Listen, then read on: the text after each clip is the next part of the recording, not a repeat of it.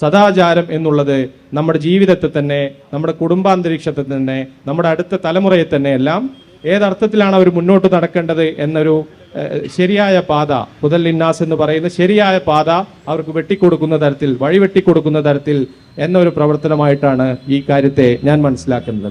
ഈ സദാചാരത്തെക്കുറിച്ച് പറയുമ്പോൾ നമ്മൾ എപ്പോഴും സൂചിപ്പിക്കാൻ മറന്നുപോകാൻ പാടില്ലാത്തൊരു ഭാഗമായി ഞാൻ മനസ്സിലാക്കുന്നത് സദാചാര പോലീസിങ്ങിനെയാണ്.